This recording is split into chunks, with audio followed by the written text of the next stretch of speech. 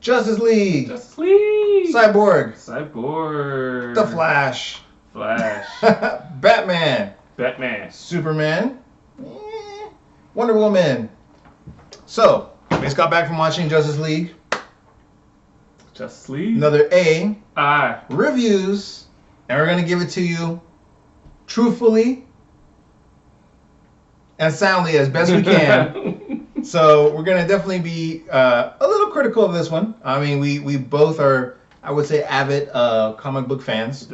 I will give you my opinion as a comic book person, if you will. And also like your average man that would go watch this like, hey, it's a hero movie. Let me go see what it's all about. So that's our intent in this review.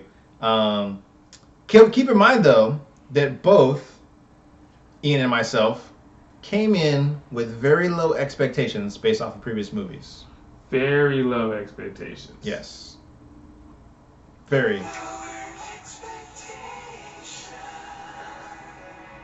Pretty much like that. So I will defer to Ian to get us started here. Remember, no spoilers. We will have a separate. I will actually make a separate spoiler video because I feel like there's so much to talk about. So this one's going to be pure review, no spoiler afterwards. No spoilers. Can't slip up. No spoilers. See a spoiler. No.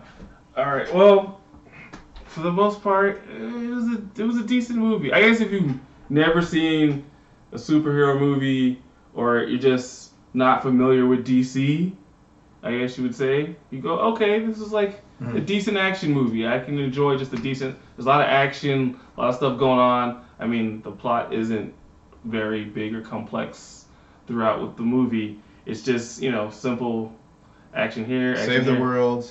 Save the world. It's gonna end. It's like heroes. Save Gotta each other. save it. Save the world. It's like we're out here. No cheerleaders in the movie though. There's no cheerleader in the movie though. But basically, I mean, there's something you have to save the day from, and then that's kind of how the whole movie goes. No super extra plot going on, but. So we'll do a quick breakdown of the cast for what Ian's talking about, right? Yes. So we'll just rattle off real fast. Ben Affleck reprising his role as Batman, right? You got freaking Gal Gadot as Wonder Woman once again. You got Ezra Miller, who is playing, in my opinion, an emo Flash. Didn't really care for his character that much. I didn't mind him. I feel like there's room to work with the character. I feel like they might build that out, maybe. Yeah, they might build it out from where he starts off with. I don't care for his current level of characterization. I'll just say that. Don't mind it too terribly, but I don't care for it. There are some funny moments in there for sure, right? He does some good comedic timing. But truthfully, I think those were actually all in trailers. Probably. There's a few that aren't. It's like one or two but I would that say a aren't. majority of them were. Yeah. And then you have Jeremy Irons as Alfred once again. Did a good job. Yeah. You have Ray Fisher, who is Cyborg. New to the whole dynamic, right? Definitely feel like there's going to be some character growth there too. I heard 2020 is their target to have his solo movie out. But who knows? So we don't know for sure. And then you have Jason Momoa, the big fan favorite, who is Aquaman. Aquaman. I hear you can talk to fish. Ha! That's a kind of a running joke, right? I'll be straight honest. I do not care for his portrayal of Aquaman. Pretty much at all. But I think Ian wants to counter to that. I mean, he's not like amazing. You're not gonna walk away going, Aquaman's the greatest character ever. I just think they go, oh, Aquaman's more than just the guy that's in the water. And I guess that's kind of what they're trying to show, that hey, he's not just in water swimming around the whole time talking to fish. I think if I put aside what I know and what I've seen from animated movies and comics, I would say he's an okay character. He seems to be like, he's the strong silent one this time around. Usually it's Batman, whereas this time Aquaman was kind of like the, I don't know, like the untrusting Batman type kind of persona. Aquaman gives this off in this film. And it kind of seems like Batman kind of wants to make amends. Like he kind of feels like they're in their scenario because of his stupidity and his like kind vengeance, of vengeance, basically. He feels like he kind of caused their situation by, being blinded and not being like, hey, let's work together. So he basically has to take a different role where he tries to form the team and put everyone together, and he even has to try to ask Wonder Woman like, "Hey, help me out. You're like the closest thing we have to like a beacon of Superman. Please help me get these people put together." So it's interesting to see that kind of come full circle in the film. You also have Martha Kent and Lois Lane, who have brief moments, but they kind of let you know how the loss of Superman has kind of touched them. They kind of show that in the opening credits as well, kind of like the world at large mourning for Superman, mourning for him, and then how the people are now reacting because he's not around. So basically, everyone's kind of bad. And the one thing I do want to say right off the bat is the first guy who is stealing stuff, who helps bring like a parademon out because Batman says he wants his fear. Yeah. And so Batman fights this parademon. Parademon like vaporizes or whatever. I'm not really sure what happens. I'm not really spoiling anything because it's literally gonna be like the first 5 minutes you're watching this. And Batman gets ready to leave, and the guy who was stealing is still there. He's like, and it makes you wonder, like, was this part of like the setup? Like, was this guy like actually a thief? I don't know, because they have an exchange back and forth about how the world is now without Superman.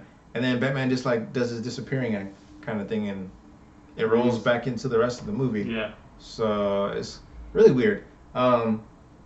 So the other rumors that I can definitely tell you guys are true. The pacing of the film was a little off. Yeah. Apparently, a high-level executive at Warner Brothers basically told them this movie has to be 2 hours at the most. So if they had, from what I understand, they actually had a whole lot more that they wanted to show, a whole lot more time they wanted to spend on some of the characters' backgrounds and whatnot to build up to that. But because of Warner Brothers' high-level executive, they cut a lot of the movie out. The rumor is 45 minutes or more. So maybe that'll make its way onto Blu-ray or DVD. Yeah. Hopefully it does. Well, it depends if it's not rewritten. So. Yeah. Well, hopefully they keep some of those cuts. It'd be nice to see. So overall, what would you give this Warner Brothers Justice League DC movie outing? Overall, I mean, it's an average. It's like a 3. You see it, you're like, okay, I didn't waste a whole bunch of time seeing it. It was action. So it was action that kept me at least entertained in what's going on. I didn't sit there in the movie going, all right, so is it over yet? Or how long have I been here? I just, at least I wasn't doing that during the whole movie. At least it had something going on. All right, something's going on. All right, there's action here. Then I'm talking about something real quick. Now back to action over here. Mm-hmm. So they kept you kind of like entertained. Yeah, it's kind of off because sometimes you're just like, all right, what's going on right now? Why are you fighting? Because you didn't have time to explain what you're doing. You're just moving on to something else. Right. It wasn't as bad as the Batman vs Superman pacing, and it wasn't as bad as the Suicide Squad pacing. Yeah. And then for those of you who may or may not know, Zack Snyder was the main director of this, and then they brought in Josh Whedon, who actually directed the first Avengers film, to kind of come in behind him and clean up. There was a situation that called Zack Snyder away from the film, so he couldn't finish it. And then Josh Whedon basically came in and said, all right. And he had supposedly over 20 different scenes that they reshot.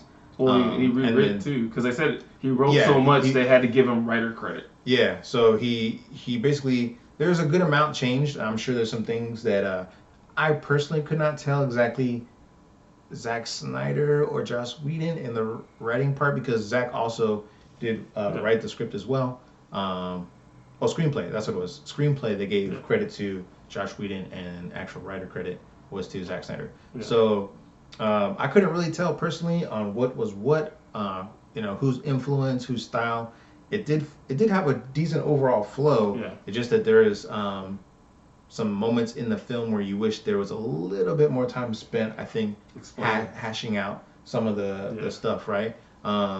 There is a moment where there's like a flashback where they talk about the villain, who I'm sure everyone who's seen in the trailers, Steppenwolf. There's a trailer, or not trailer, there's a flashback to some of that stuff, which was kind of interesting. Probably would have help the movie if there were a few more flashbacks similar to that to give everyone a little bit more background and whatnot. But for me, I'll go ahead and give mine. The average moviegoer in me will give it a 3 as well. The diehard comic book fan that I am, I'm going to give it a 2. Ooh. I personally do not think this needs to be seen in the theater. Probably at home, yeah. If you're really excited to see superheroes and Wonder Woman on scene again, which I think they are not doing her character justice, in my opinion. Once again, she is limited to her greatest power being, I'm going to clean my bracelets. Yeah. They do that. Yeah. So, I don't know. I expect a lot from these movies because they're spending so much money. Yeah. And I don't know who there sits back and says, this is a hit. Put it out. Right? Without watching it. So, I don't know. If you're super hyped to go watch Justice League, I say go in with low expectations. Very low. If you don't know anything about any of these characters at all whatsoever, and you purely want to go because you love Jason Momoa, you want to see Gal Gadot, you're a Ben Affleck fan, whoever you are out there, or you want to see, these other people interact together on film. I will say this on a bright side. Other rumors and people I've heard say that the characters do have decent chemistry on film. So, as you're watching it, they do interact well together. There's no odd moments kind of really there. So it is hopeful. Yeah. I would definitely say it's way better than Batman vs. Superman. It is much better than Suicide Squad. Yeah. And for me, it's close to Wonder Woman. Not quite. Although I personally still don't think Wonder Woman is all that good anyways. So, but it's better than 2. I definitely say that for sure. Yeah. I would have given a Wonder Woman, I would have given like at least a 3.5 maybe. Generously. So, so yeah, overall, I personally don't think you need to see it in the theater. You could definitely wait. Unless you're, like I said, unless you're super hyped, go ahead and check it out. If you just like action. If you just like action, you'll probably like it. You it. legit don't even need to be very involved. Like, you don't need to be like, oh, I wonder what's happening next. You don't even need to do that. This is literally a Justice League superhero movie. You can literally just turn it off and go watch. Actually, you know what? Now that you said that, it's not as bad as the Transformers movies. But I would definitely put it up there in the sense that they use a lot of CGI to push and move the action and the plot along. And you don't really need to be paying attention to what's going on to just follow the film.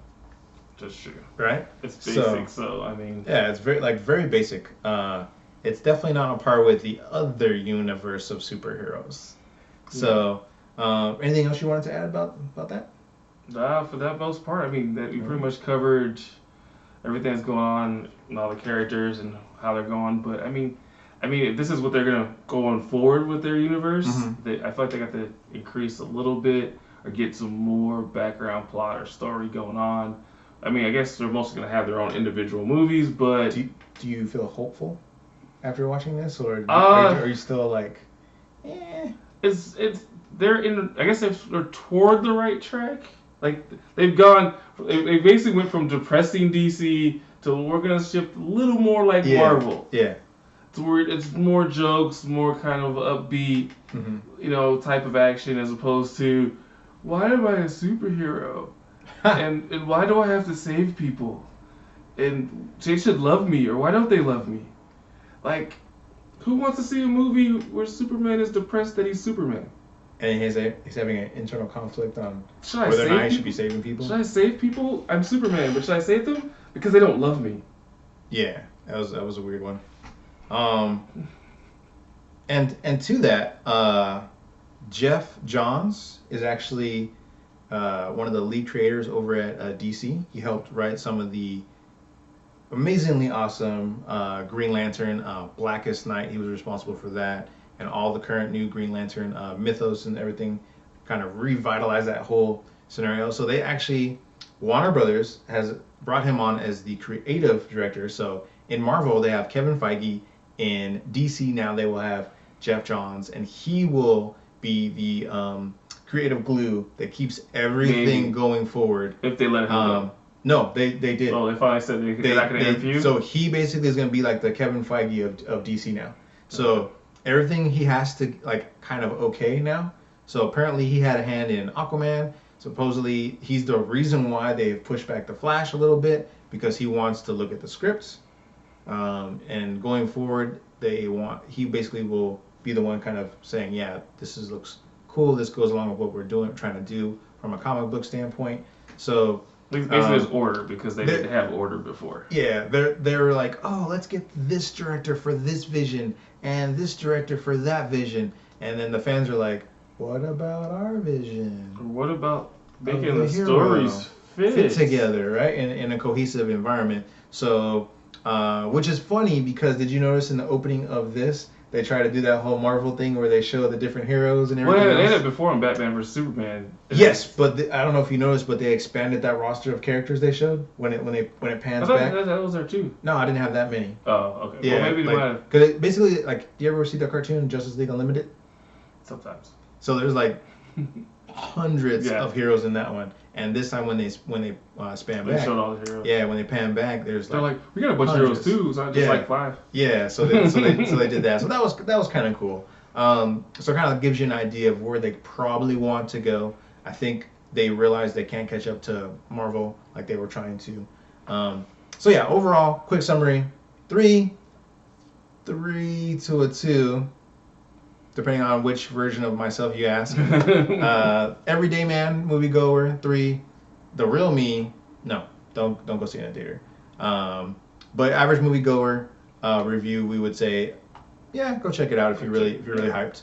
You probably are, because it's a superhero movie. We're gonna post another video riddled with spoilers. Just so you know. Because I feel there's that much to talk about. Because there's lots of Easter eggs actually throughout the film. Yeah. So we're going to talk about that on the other video. So in the meantime, hope you enjoyed it. Maybe save yourself some money by not checking out the movie this weekend. Go see Thor Ragnarok again! So don't forget to like, comment, and subscribe. And share the video. Share it to everybody. And we'll be back on another AI Reviews. Peace.